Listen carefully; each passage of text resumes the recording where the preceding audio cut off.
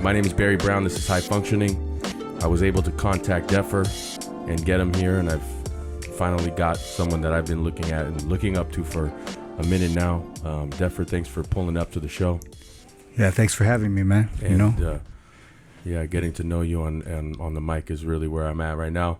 I think what I wanted to start, and we were talking about a little bit earlier, was kind of like where you came from. You know, what part of California you grew up in? Yeah, I grew up born and raised in Boyle Heights. You know, initially that's to the east of downtown, a small enclave, and basically I went to school there, grew up there as a kid, did my first graffiti piece there too, right off the 6th Street Bridge, which no longer exists anymore. I think they're going to rebuild it. Was that the bridge that they took down? Yeah, the one they took down, but I did one initially there. There was a laundromat there in back of the some apartments there, laundromat, wall, freeway down there. Did my first piece there. Wow. How old were you? I must have been about 11 years old. Wow. Yeah, as a kid. 11. Yeah, I didn't even know what I was doing. I did the outline before I did the fill-in, so it was everything was backwards. Wow. But was your style already kind of drifting to where you were at right now, or was it kind of like that standard block letter? No, it was basically bubble letters, man, because we didn't, yeah. This is the 80s, so we saw Style Wars and stuff like that. That was what we saw, because most everybody used to break dance. Right. So the few people that did get into graffiti, it was a very small movement. I mean, there was no social media, there was nothing. It was just basically you met people on the RTD bus. You know what I mean? Right. And that's how you guys got up, and that's how you guys socialized. Yeah, right. Definitely. That's how we got socialized. We kind of always knew, because like if you walk to the back of the bus and then you see somebody kind of like looking over, sketched out, sketched out, kind of more observant. Yeah. Who's walking back there, and then right. Or when they're leaving, you see, they used to have these markers called 45 Magnums. You get them at standard brands. They were just thick markers, and that was like we had few weapons of choice. Now, they have a plethora of good supplies and stuff, but back then everything was limited. Even our information was limited.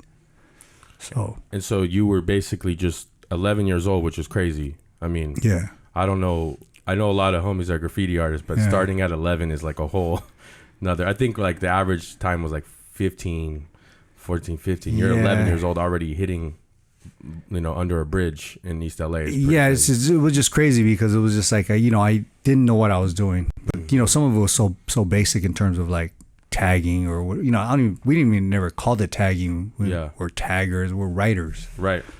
And then and you were bombing Deffer at that time too? Or no, I wasn't actually, because so I had this book.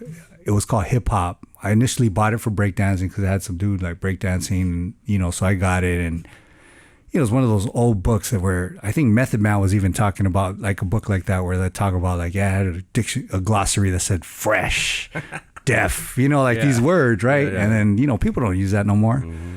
So, but anyways, I saw this, they had a page, and it was the evolution of style, phase 2. So they showed like a bubble letter, then it kind of evolves, evolution of that style, and it gets to this wild style at the end. Mm-hmm. And I was just like, damn, that's fucking deep. Mm-hmm. And so basically, and then in one of the paragraphs there, it said something about chaos, but it was spelled with a K-A-O-S. Mm-hmm. And I thought that was just the craziest thing, because when I was a little kid, I used to read it like chaos, so right, like, C-H-A-O-S. yeah, so I was like, how is that chaos? It's C-H. Yeah, somebody freaked it and tweaked it out and made it super so cool. But when I saw chaos, and that just means madness, right? So I was just like, man, I thought that was the craziest thing. Mm-hmm. And, I didn't know about, so I just added chaos too. So that was my first graffiti name. Sick. So chaos, K-A-O-S 2. But you straight up bit it. I got it from a book. But I was a little kid, it doesn't matter. You made it yours. And then, but that was my first graffiti name, Chaos 2. And then that was and at 11 years old, that was like the start of. Yeah, that was my start. Yeah. Wow. Definitely. And then that phased into, let's say around when you're 15, 16 years old, you're already kind of probably more deeper into that whole. Yeah, definitely more deeper into it, and but it's weird because you have to be really self-motivated, because it's not like nowadays you post stuff on social media, people, how many likes, whatever. It means nothing. Right. Back then it was more like it's to be incognito, to have like a alter ego. Okay. And to throw people off, you'd be like, "Oh, who's that dude?" Yeah, yeah. And then you're him, but you're throwing people off. Like, man, I'm trying to find out who he is too, right? Yeah. But like now Superman. everything's on the forefront. Back then, it was in the background, and everything was illegal back then. Right. You know, I didn't get it because it wasn't, you know, at our level at that time. We didn't have. I mean, the artistic level was very primal. And I mean, the graph world back then, I'm 35. Yeah. And I was kind of growing up in Los Angeles with, you know, homies from the valley that were bombing every night. And I told you I was their lookout, you know, but I would see the trouble they would get in. You know what I'm saying? Like now it's glorified and I'm not, it's kind of like cool, you know, back then, I mean, people would caught cases for writing on the streets, you know. Did you go to high school? Where'd you go to high school? I went to school in Montebello, actually. Okay. Yeah, because I got kicked out of LA Unified School District. Yeah, me getting too. a couple fights and stuff like that. I never got in fights. But our main playground was Belmont Tunnel. That's Okay. where by Belmont High School, but it was right in back. It was an old abandoned train station, and we used to, you know, do pieces there. You know, I was like graveyards. Yeah, I was one of the first guys to go back to Belmont Tunnel. So wall wasn't even buffed. Oh, really? And yes, when I painted on it, dirt was literally flying out of the Wow. out of the wall. It had pockets of dirt. That's crazy. And then basically it was the paint was just sinking into the wall. So we didn't know about buffing walls, like getting house paint, you know, and buffing it. So, you know, that was, you know, lesson learned. So 15, 16, you were in crews. You were kind of, I'd say, you know, travieso, kind of just, you know, doing crazy shit. Everyone, you know. And then you got in trouble with the law at some point over graffiti and over many other things. Many other things, Yeah, you know, it was just kind of like, because where we grew up, it was, you know, it was War zone. basically a war zone at that time. And you know, you had to kind of, you know, I mean, you know, when in Rome, right? You got to do as You got to Romans survive do. So, and do what you do. you know, sometimes we basically got like our crew got caught up in just the whole turbulent times of that time, and you know, of those times, that era. And they were dangerous then. It was very with the dangerous, graffiti artists. I mean, I don't know. I'm not from your genre. I don't know that world, but I remember even just on the later years of the graffiti artists. I mean, it was like you would roll up on other fools and they would crossing you out, and like fools are getting blasted and, you know, stabbed. And it was crazy. That's the one thing. I think it was just like I think it was just like a lost generation. 'Cause, I mean, 100%. you had people coming out of our neighborhoods that we had to just survive. And then, you know, at the same, you know, when you're young, you think you're invincible too. So, 100%. you know, you don't think you're going to die. But, you know, when, you know, I was 15, like my best friend got killed. You know, two of my best friends got killed in 1 year, actually, you know. Yeah, and it was sorry just to like, hear that. whoa, you know. And then the year after that, more of my friends, you know, it escalated, right? So, like, a lot of our crew is gone, and they were gone since, you know, the early years when we started our crew, you know, K2SSTN, you know, and so the top tier of our guys are, you know, gone, and you know, just being, you know, 15, 14, trying to process that, it was hard, man, you know, to see them in a coffin. You grew up fast. We grew up real fast, man. That's crazy. You know, that's the thing that's crazy about a lot of LA people that I've met that have been, you know, grown up on the streets and just live that life. You get mature real fast. It's like those kids in the jungles, you know, like and they get thrown into they go hunt with their dad right away. Exactly. In the, you know, 11 and 12, and it's the same thing here. You know, learning to survive, going through it all, and that whole world was crazy. Yeah. When did you start developing your like that signature style? You know, it's like that style that I see. When did that start? Like it's like, so let's say 15, 16, are you starting to bomb now and do more pieces? So basically, we I'm speaking for my crew. We you know, we kind of had a hybrid of styles, because what happened was, you know, being that we had what little we saw from the East Coast, you know, because, you know, everything, you know, like I said, we had limited resources, right? You know, and what little we saw was just like, all right, cool. But we also saw the neighborhood writing, the Old English, the blocks and stuff like that, right in front of our faces. So basically, you know, we were a reflection of what we saw and what we saw from the East Coast and our hometown, Los Angeles, and we fused the two together. You know, not, you know, we didn't plan to, but just, you know, we are a product of our environment, what we observed, and we kind of fused these two styles together, and I think that became now it's more appreciated as the signature LA style. Right. Which kind of fuses, like fine art. Yeah. Yeah. It's I mean, great. now I think it is. We've got it into galleries and museums, and intellectualized the style and gave historical roots of the style, and so there's a lot. When you were 15, 16, you were up on like, was it like the whole traditional slap tags, scribing, bus stops, hitting up, like you were just getting up all over LA, California? Yeah, what the thing was, we had a saying, it was called All City, right? Okay. And it's more likely that a person that just does his tags would get All City, because they're not focusing on the art, in terms of doing pieces, where the pieces are, they're very intricate, more artistic in terms of technique, style, format, all that, and basically, someone that's maybe not as artistic will he has the time to write his fucking name everywhere, all over the city. You know what I mean? Mm-hmm. And so basically, I was kind of more trying to push the art part of it, because I thought it was more challenging, Right. But we were kind of multifaceted. I know I was multifaceted. I used to go write, then do stuff with some of the guys I was hanging out with, my neighborhood, and also do art. So it was like kind of. So you were active on all these fronts. Yeah, on different fronts. So I was always have my hand in the cookie jar. Yeah, and you say neighborhood, is that kind of like you were part of like a hood? Yeah. Okay. And it's just kind of that. It just happened that way, like things. Of course. You just kind of get integrated into it, 100%. and as an adult, you look back at it, and it's like, wow, man, we've some of the stuff we were fighting for was made no sense. Yeah, it made no sense, but at that time, and It made all the at sense our in the world, age, didn't it? that's and what we were limited to 2 blocks. Sure. You didn't go past this way unless you were looking for trouble. And when your world is that small, your mind can't really expand, and your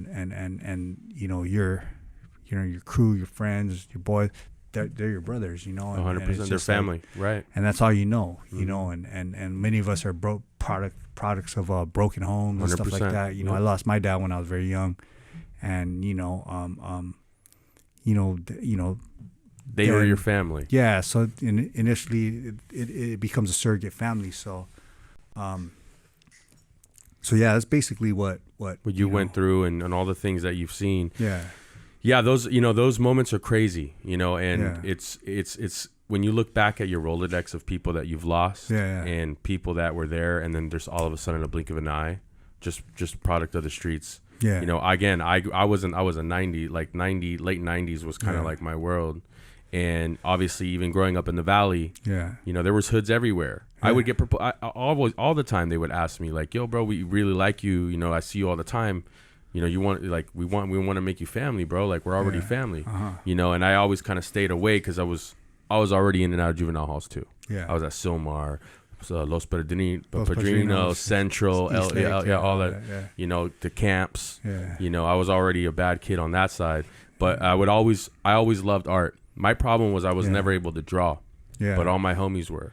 And so I was like, I was that kid with the piece book, like, yo, bro, sign this for me. Or like, and they're like, well, where's your bomb at? And I'm like, well, I can't, but I'm a really good lookout, bro, So 15, 16 past that, I'm sure you've gotten in a lot of trouble.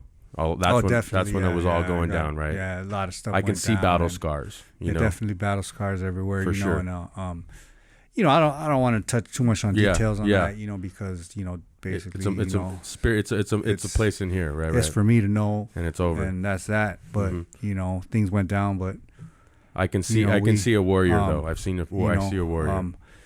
But at a certain point, you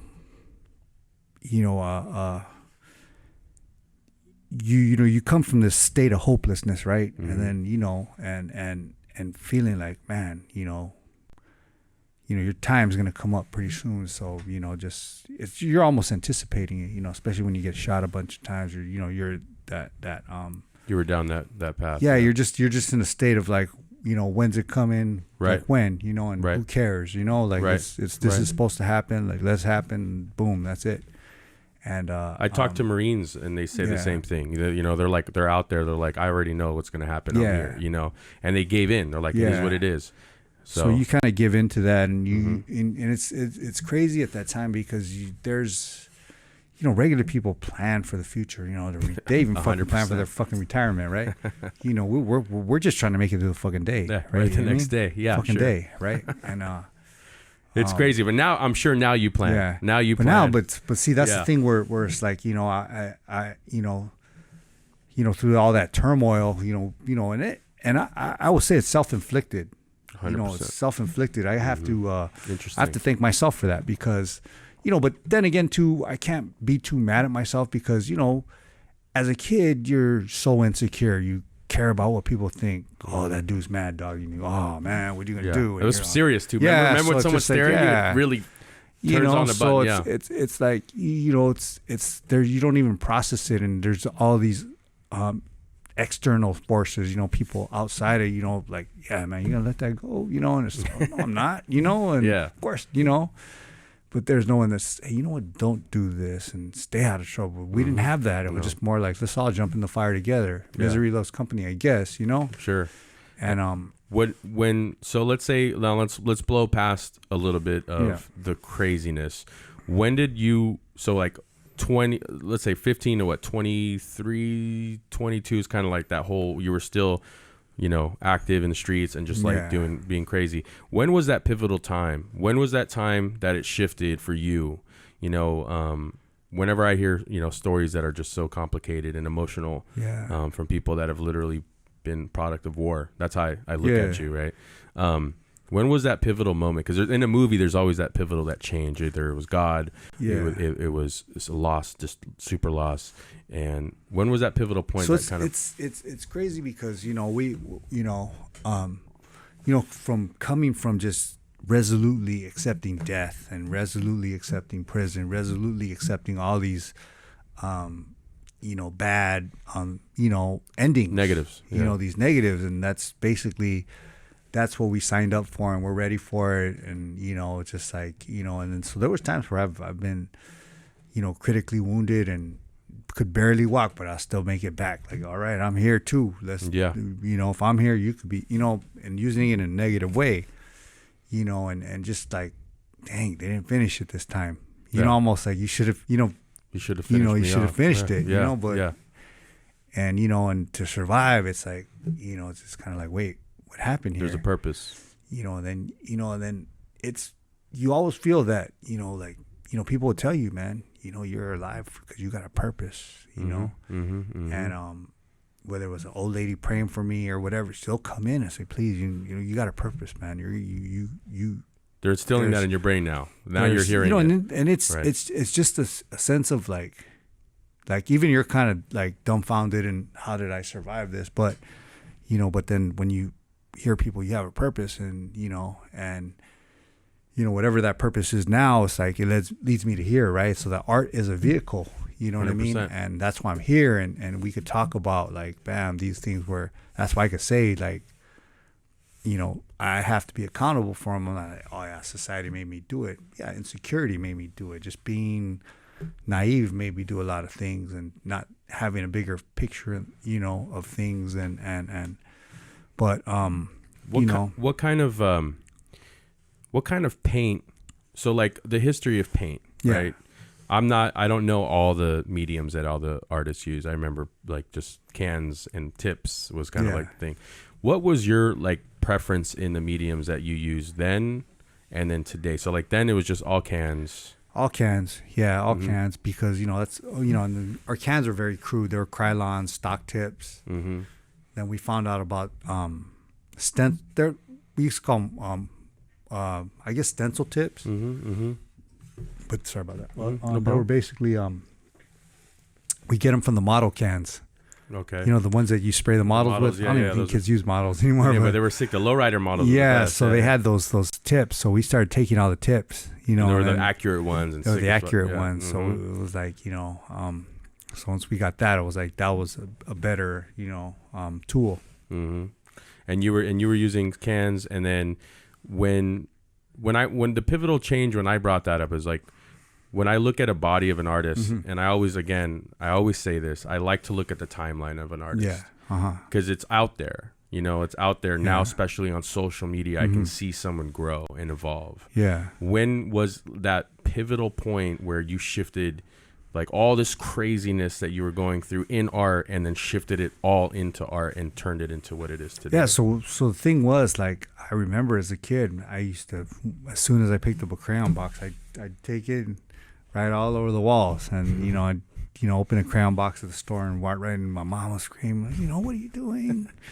And whatnot. But I mean, ever since day one, I've been a graffiti writer. Wow. That's the way I see it, right? Yeah. And were you good at drawing? Like kids are born and some kids could just draw faces sick as shit. Like when you're in school. Yeah. So I actually, was basically I had a gift in art because I would, it didn't come easy for me, but it was there. So basically, when I did art, I saw like, I had a talent for it, a natural God-given talent. 100%. And, but, I had no, in terms of, guidance, I didn't have a goal to be good, really, there was no like, oh yeah, I'm going to do this to get to a certain spot, to be a graphic artist. There was no plan or anything. And I just did it, and then some people just see it as a hobby, like, oh, you do this. And then you get into graffiti and it's, writing. And it's just a subculture. It's something, it was done by us, for us, and that's it. It wasn't done for the public. It's basically, if you knew who this guy was, I do, but nobody else knows. That's it. Our thing. Who were guys that you were looking up to? Was there anyone that was influential, like that was inspiring to you when you started seeing these crazy pieces? There was, the thing, I remember my friend Genius, he's from the Valley too, right? And Charlie, they're from the Valley too. Like, we thought that was like, going to fucking Iceland or some Riverside. Shit. Yeah, like, Yeah. So, no, but I mean, in the beginning, they were like our influences because they were like Charlie, Blinky, DTK, the OG Valley crew. They were up. Yeah, they were up. Yeah. And one thing cool about them was when they used to come to LA, they had their fixed up bugs. Yeah. They rolled up and was like, damn, that's those dope. bugs are sick. Yeah, So the lowrider ones. Yeah, they had the Porsche alloys on them, the 1600, 1800 engines. Yeah, I mean, fresh like that. Yeah. Rag tops. Yeah, those are still sick. You see them, you're like, damn, someone's really riding dirty. Yeah, so they came and we're just like, damn, man, these guys got their shit together. And then Char had like a like a SLR old school camera, but back then I was just like, you're balling. Yeah, for sure. And he'd take good pictures, have immaculate photo albums, and their productions were always like, complete discipline. And those were early guys that we looked up to too. Like I say, so it doesn't matter where you're from in the city. These guys were like fucking all in Chatsworth and shit like that, but they were fucking. They were doing up, it, yeah. And then but then there were so many other people, like I look at it. What Genius said, I remember one thing back then. Every time we went to a yard, something was new. Like, oh, this guy did this character and this. Now everything's kind of been done. Right. You know what I mean? It's like so music. You have everything like, oh shit, this guy's done this 50 times better than that, and then this guy did this. So you had so much stuff to. Back then you guys were inventing the pace. You guys were kind of like evolving in front of people. And now it's just kind of like the same solo. It's innovated solos, but it's kind of like the same, like Jimmy. Yeah. You know what I mean? So basically, we went from this basic, these basic, very primal styles, and then now it's like this is this global movement, and the kids now, they have access to stuff in Europe. They can order cans online, Belton, Montana, right, all this stuff, right? They got all these everything that that could help them, technically on a piece is there already. Color palettes and all that. We had You had to make it. Art. You had to figure it out. You had to cut do, shit. You had to fucking exactly. break this thing apart. You were innovating very, at the time. It was very primal. So that's how I see it. But now it's so evolved, and that's one thing I said too when I was doing art. I go, you know what, I'm not gonna rely on history because kids nowadays don't give a damn about history. No. You say, yeah, I was this in '85 or whatever. They don't know. They don't care. It's here and now. News is 15 seconds.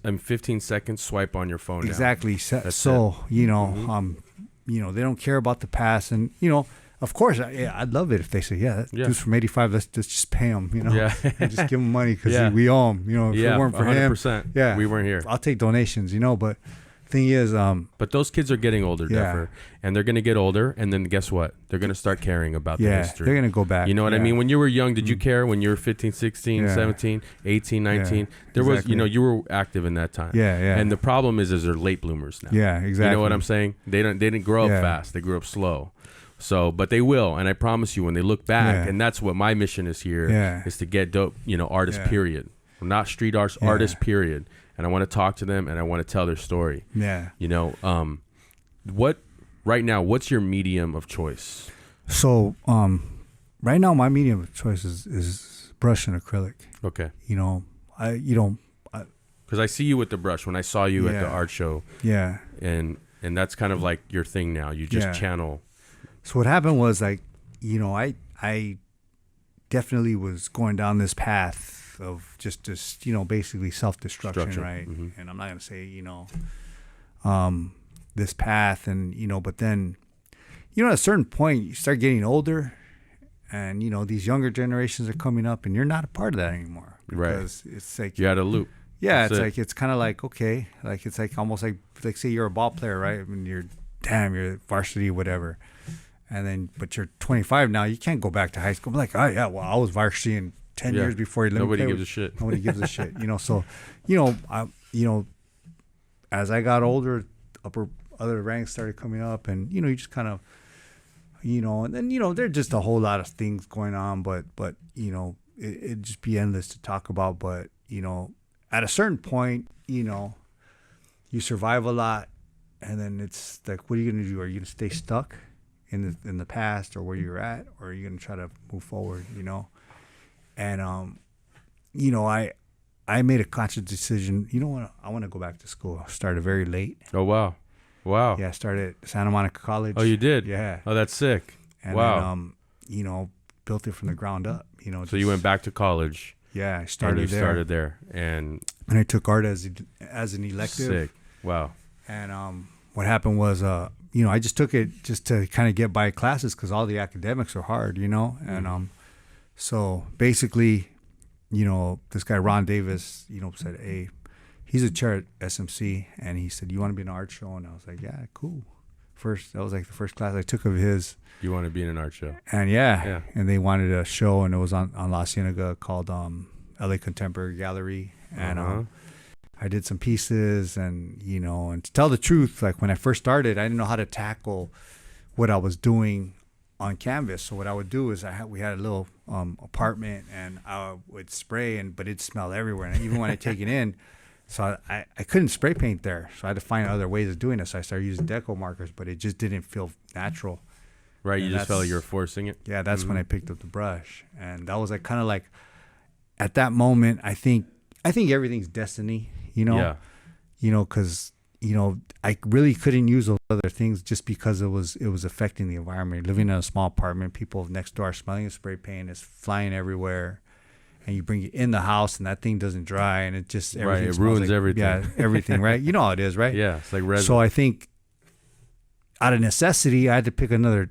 And then when I first started the brush, it felt so awkward. Like, oh no. Once I said, what, I gotta learn to use this brush because I can't use these other things here where I'm at right now. I don't have like this big space. I don't have a huge studio. I'm in a little apartment. You know what I mean? So I have to find a way to adapt and overcome. So I picked up the brush as maybe a last option, right? You know what I mean? Mm-hmm. But as I started messing around with it, it started coming to light. And then, at that time, I didn't really have the style I have now.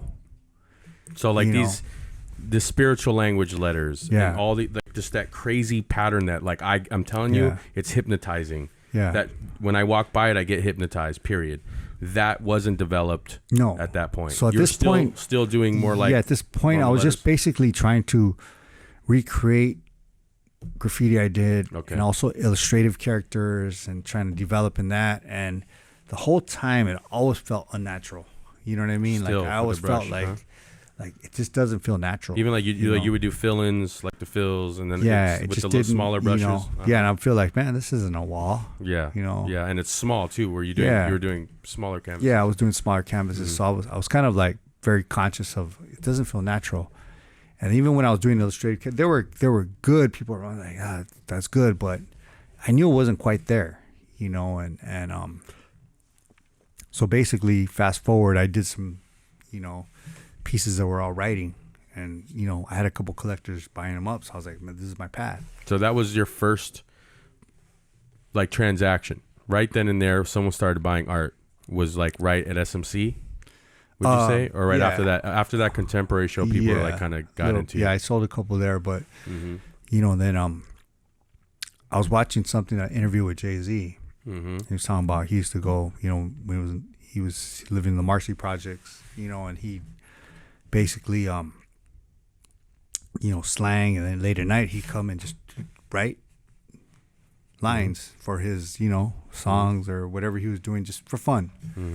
And I always remember, I've always been writing my name, doodling and stuff like that. Yeah, that's what you guys do. I've noticed with graffiti artists. It's like you're hypnotized by it 24/7. Yeah, so it's kind of like this and every culture has letters, words, language, right? First thing you learn in school is write your name. Right. Yeah. What's your mom? Mom, dad, mom, whatever, right? And then it starts from there. That's the genesis of everything, and it is communication. So, even a signature is powerful, right? That's why, signatures enact wars, right? So you got, like that. That's why they have that quote, or saying, the pen is mightier than the sword, because it's the mind that puts the body to war, right? Or bodies in terms of, armies and sending mass troops to places to, to do their thing. But it is, it's the pen, and the brush or whatever, and then so what happened was I started doing these lettering, and then at one point I said, man, this looks kind of boring, because it was just rows of letters, and I thought there was more. There has to be more than this. So you know what? I'm going to start something new. So I painted over it. I started painting over it with black, and then you know what?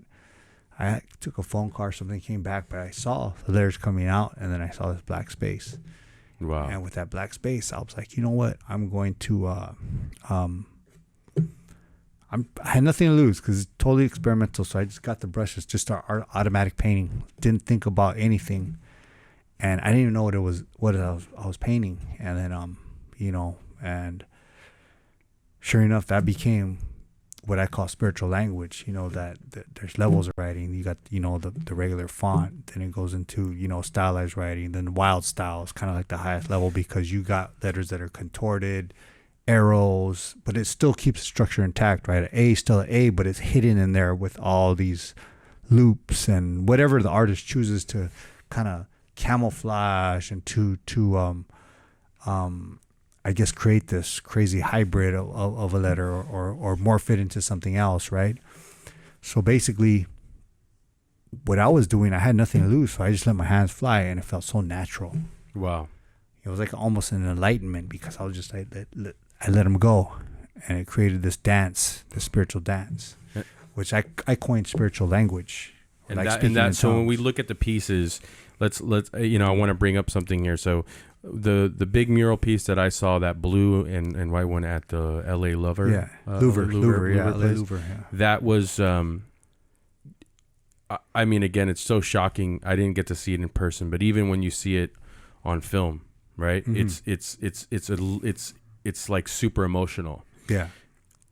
I can see somehow some man, like if I never saw you, I would see some man getting lost and going through this crazy like world, and it's just flying out of his hands, and it's just chaos and beauty all mixed, and it's just super incredible to kind of see how you can literally like hit that whole spot. So at the LA Louvre, right? And then that's a gallery, is it, or is it just like a? Yeah, they're a gallery. They're it's about 42 years old. Oh wow! And they're in Venice. It's ran by you know, it's a really great gallery. And Peter Gould's, they commissioned you to do that, like that square open space. It was like a no roof sun deck. Kind of thing. That's the first mural that's ever been painted there. So I was initially just gonna do the back wall. But I'm just crazy like that, so I was just like, you know what, everything's gonna get bombed, right? And then, even the floor. Yeah, and then, you know, once I started, I said I made a mistake here. I should have just kept this back wall. But you know, how was that a mistake? It was just too much. Too much because energy? you know, I went in knowing that they were gonna paint over it, because that's actually a garden. It's not a garden, but they call it. You know, it's kind of like a garden in terms of like they put sculpture there all the time in the center. And traditionally, throughout all those 42, 43 years, they've put sculptures there. So it's never been anything else but that. And then now there was a couple, you know, discrepancies. You know, some of the art, I don't think the artists could put their sculptures in there because they're more built for interior. You know, the particular artists that were working on a scheduled show for that time, so they didn't know what to do with the spot. And they thought, who could paint it quicker than me? Nobody, because there's no insane man that can just walk in a fucking room and destroy it with crazy chaos and beauty. And dip out. Like when I saw you again at the LA Art Show, I'm an introvert. It's weird because I'm also very social, but I'm also anxiety. And when I saw you, I walked into this area I got into, and I saw you on a wall, just some dude just in the corner in the cut. Like it's automatic. Like it was like nothing, just bombing. Like, and it was like a dance, you know, it was like a beautiful, like, you know, symphony. Yeah. And whenever I see people do that, like I used to walk in rooms and just see like a musician just playing and no one paying attention to him. I was that guy who would pay attention to him. Like, yo, this dude's like on one right now. Yeah. You know, everyone's in a wine mixer talking and trying to vibe out. And I was like, yo, there's this like, does anyone pay attention to this like crazy dude that's in the cut right now? Fucking just in full possession mode, like, and that's when I started really gravitating towards. I was like low key just creeping on you, like, yo, this dude's insane. He's not stopping. Like, what's happening? I mean, you know, it's definitely almost a trance-like flow, because you know, I'm trying to reach this flow state, you know, and you know, you hear athletes talk about it, you know, when they're hitting those threes, and I think Allen Iverson even said, you know, when you're in that zone, the bucket seems so like it's this large, and they're just going in there. Right. If you're meditating, you get to that state. Yeah, I want to get to that state of you know, where you're just flowing, where it's just coming out of you, and it's you actually feel that you're channeling. What thoughts, like, do you go through? Are you thinking about anything, or are you not? Sometimes you don't have to. Are you listening to music in your head? How do you organize the noise? That's the one thing, man. These things are not, you know, just races. Like, you know, they're marathons, man. Murals are marathons. Pieces are marathons. There's a lot that goes into it.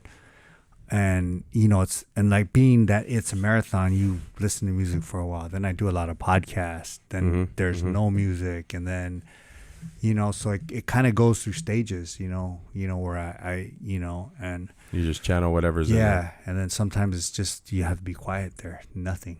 Almost a Zen-like place where it's plain, you know, there's just nothing. You could just be in there focused and energized off of the piece or the vibe, you know. And then, but I could also be energized by the chaos of a crowd and, you know, the chaos of a deadline and stuff like that. So there's definitely so many. It's a whole slew of emotions that you go through, you know. And you have family, any brothers, sisters, mom? They all they see your art and they're probably just in shock, huh? Like they're like, my son, my brother, my cousin is like one of the illest guys in the game, huh?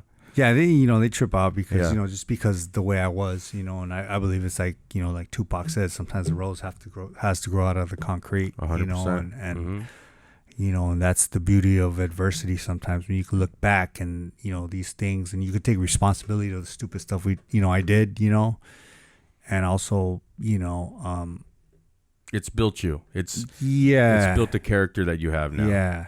And you're a conscious person sitting and talking to you, off camera. You know, like you remind me of like my older brother. You know, like that would it's like, you know, I've been through all that already. Yeah. You know what I'm saying? Let's do some dope shit. You know? So I mean, you know, I definitely you know, now there's, you know, but you know, I would never want to be a role model because I have too many flaws. Sure. But you know, in a real way, I could articulate and explain things in a real way where people understand. Some of these paths aren't the right way to go. I'd rather see you, you know, do great, get a good job, do what you love to do, build a family. You know what I mean? Yeah. I wouldn't want to see a kid go through what I went through. You know. What modern artists today inspire you, if there's any? Like, is there any guys that, or anyone in general that doesn't even have to be a painter? You know, that's like kind of caught your breeze. I always like to ask artists in general, like, who do you walk? Who do you listen to? Who do you watch? You know, what are you into right now? Yeah, you know what's crazy is basically I would say, man, like Bruce Lee's probably one of my biggest influences because, you know, like I used to get jumped when I was a little kid, and that's all I had to look up to back then, or he'd fight everybody and win. You know, like, now one day I want to be like Bruce Lee, right? But you know, but in that was probably my first thought. You know, that was some, you know, hero that, you know, we saw on TV, and it's kind of like, okay, bam, you know. But you know, but throughout the years, you start learning about the philosophy, because he was a philosophy major, right, in Seattle. So very smart. You know, he'd add like Krishnamurti and all these, you know, different philosophers and, you know, whatnot. And he kind of combined all these quotes and sayings and stuff. And I started reading those, and to this day, they still hold, you know what I mean?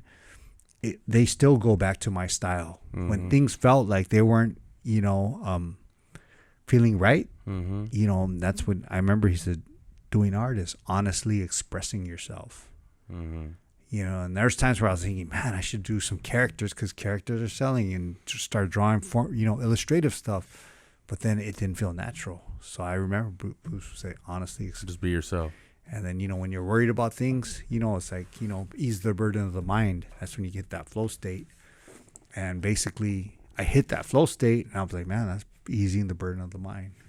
When I look at a piece that you do, okay, giant or small, let's pull up this in my mental den, this giant piece of Deffer. I see there's a bunch of different things that I've seen. There's either ones where it's just straight letters, but they're cryptic. Fucking like it's like you're writing some other language that like only people that are enlightened or people that came from different worlds and aliens understand. And it's a beauty to me. Do you have, are they saying anything secretly? Do you have like a secret formula, or are they, you know, am I missing anything in the camouflage sometimes? Well, you know what, there's definitely texts that I do that there's definitely words in there. Okay. Definitely a structure, and there's definitely words. And then you have the spiritual language. So some of them, you know, like I say, like life is conscious and unconscious. You know, when we sleep a lot of our life, right? We're in an unconscious state, you know, not fully conscious. You know, we're in an unconscious state, and that's where our dreams come in, and, you know, more of a, we're not, you know, physically active. We're just there in a sleep state, right? And that's how my art is. It's in a conscious place and a subconscious place. So some of the spiritual things, the lines that don't have anything, they're just kind of, that's the spirit, that's the speaking in tongues. That's got it. That's the that unconscious place. But then there's also that conscious place. You're channeling something. And then sometimes I write, and you know, I've written everything. It seems like already, because it's just like, you know. You know, I even appreciate when people give me some words to write, because it's like, all right, sure, because, you know, whatever's whoever's name or whatever, because it's like I wrote so many things. It's just like my own mind is just like, I wrote that already. Yeah, it's like a chess player, you know. Master chess players opened every move. You know, I played chess. I used to play tournaments, and every move's already kind of dialed in. Now. So you're like begging for a new opening or begging for someone to do some weird shit. Exactly. And so right now, your pieces right now, again, you know, there was a Big Sleep. You did a collab with Big Sleep, right? There was a bigger mural that I saw. And then you haven't really done a lot of characters in your past. You know what? I didn't really do them in graph because I wasn't good at it. You know, I was more like letterhead. You know, Right. to stick to what I do. Mm-hmm. But then, you know, when I went to college, I had to take illustration classes, so I did do good on life drawing and stuff Sure. like that. I could do technically, But that's just not your. you know, that's but not it your just vibe. didn't feel like it. I know where I'm at now. I'm supposed to be at where I'm now. What the skill set I bring is Yeah, I honestly I don't know anyone right now again that I've seen locally. Yeah. And like in this universe that has that much madness and chaos. Like again. Yeah. That just can completely destroy a room. Not in a good way. Yeah. I'm saying destroy like it's like you come in and you just rip it to pieces. Oh yeah, I'm supposed to do that. You know. Yeah. I'm here to wreak havoc for sure. Yeah. No. And that's what I notice. And to organize that and just make it beautiful. Honestly. Yeah. I'm an art. I collect. I'm not the biggest collector. I'm a small fry. Yeah. But I collect shit that I feel. Yeah. Or have some sort of ties to. And when I see your pieces, I feel a lot from where I came from. You know what I'm saying? I see my homies in there. Yeah. I see my dead homies in there. Yeah, I swear. You know what I'm saying? Yeah. And I feel the chaos. Yeah. That that I grew up with, and I see some guy that's fucking channeling it and organizing it in the craziest ways. And it's and I'm less in shock. I'm telling you, I was in shock every time I came across a real live piece that you touched. Not a print that you touched. Exactly. I can't walk by. I have to stop and kind of post up for a minute.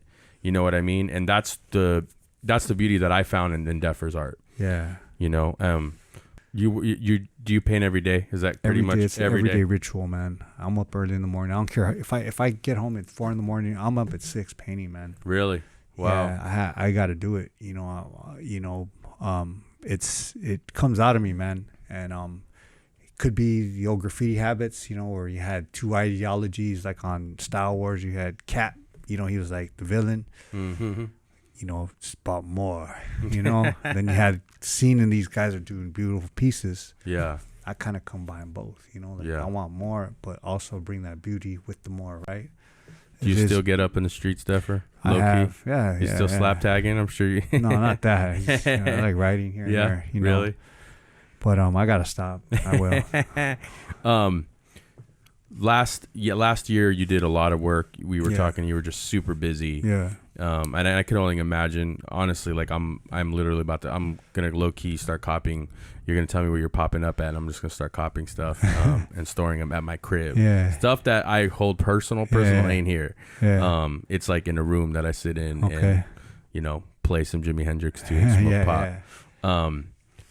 Also so this next future year that we're in. You're going to do a lot more self-discovery.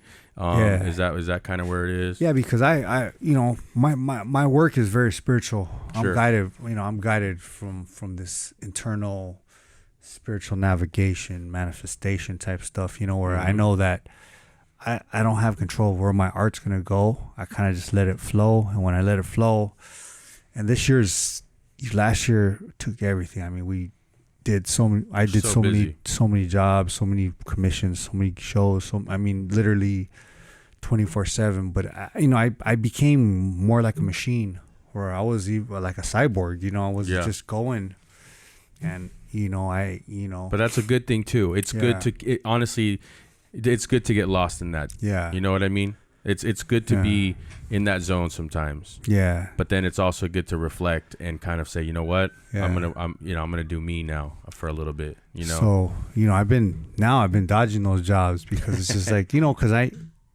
could do them, but it's like this past month I've been bad, just not. Like I've isolated myself from society. It's like it's even hard for me to do emails because I'm just so like I want to develop in the art and and personal development. In what I'm doing in art, and it just it is a time of kind of going back and reflecting and pushing the boundaries to go above and beyond whatever I did last year, but in a more creative sense, not a mechanical sense in terms of just destroying everything, but also adding components and deleting components, and to always you're a mathematician. Becoming. It's a hustle. It's a grind. Yeah. Seeing artists in general, from music to poetry to art, period, paint. It's a grind, and it's a 24/7 grind, and you're giving away a piece of yourself, period. Yeah. Every time I see, on them, like, this dude's chipping away at his heart. I mean, it takes part of your life. Those minutes that it takes for you to write, you're never getting them back. Yeah, that's one thing you never get back is time. You never get back time. You lose some money, you can make some more money. Mm-hmm. You wreck your car, you could probably get another foot car, right? Yeah. But time you don't get back. Right. So that's one thing that we lose and we can't get back. And that's why, like that movie Dead Poet Society, you got to seize the day, right? Yeah. Even like, my pops, like, I did martial arts when I was very young. So he threw me in boxing. He threw me in judo. And he's Japanese, full-blown Japanese.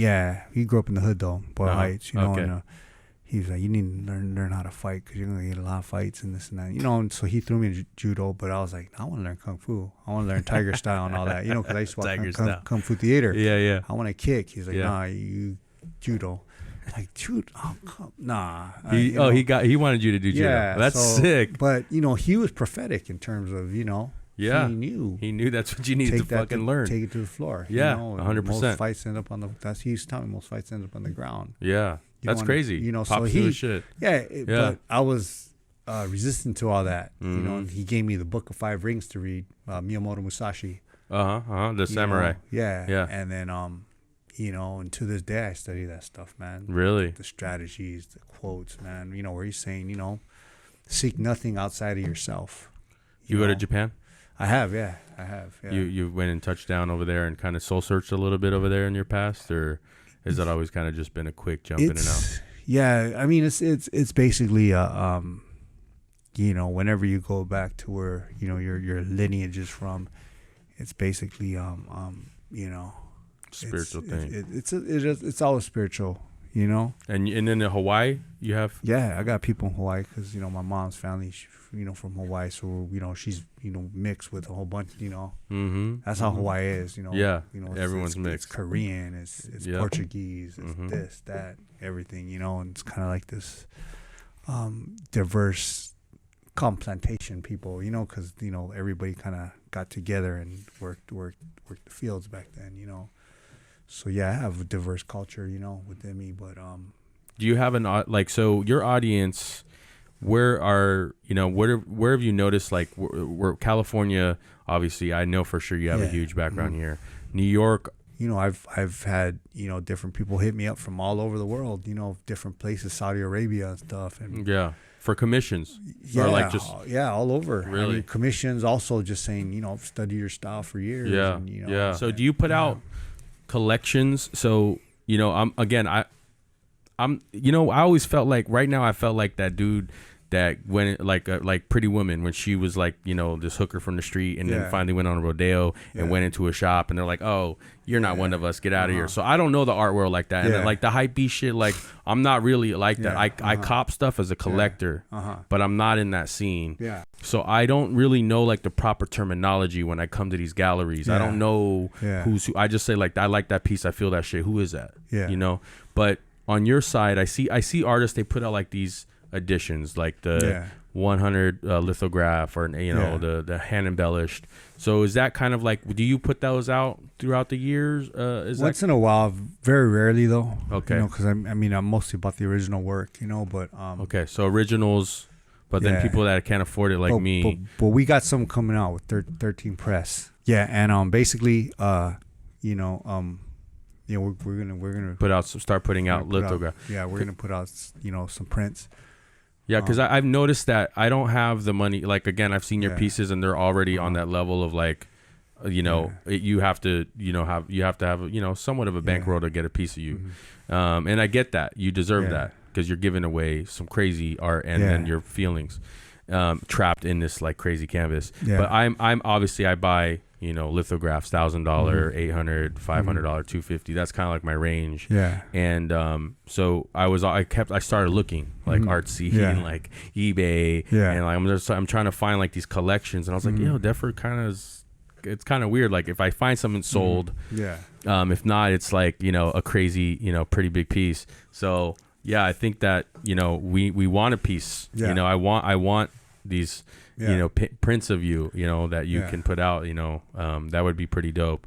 And then, I guess for other artists that, younger artists in general, where do they start, Deffer, in this crazy world right now? Well, you know what the thing is about art, you gotta have passion for it, because you know what, you gotta do it. Like when we were graph artists, we will put our lives online, because you go out at night, anything could happen, man. Even falling from crazy fucking scaffolds, you guys are fucking. You could fall. Yeah. I mean, it's not just like someone's gonna pull up and blast you, but I mean, there's just I know people that fell off freeways and crazy stuff. I mean, you're putting yourself in harm's way. Obviously at that time we didn't think about it. You don't think about consequences. It was fun. It was fun. Yeah. We're not like, oh, we're gonna fall off. No, we're just gold. But that's the one thing, you have to have passion. So coming from that background is just like, you definitely we're sacrificing. We're not just sitting in a classroom or something learning and then having the structure. We're going out, wilding out, doing our graph. But definitely you have to have a passion for it, because you will fail. 100%.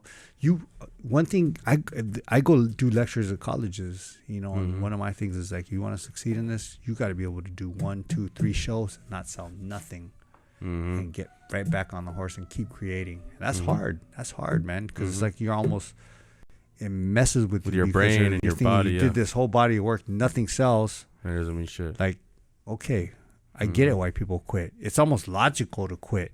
It's the only reason why it makes sense. And then to do it 3 different times, you got to be crazy. Sure. So that's the thing where it's you have to be resilient.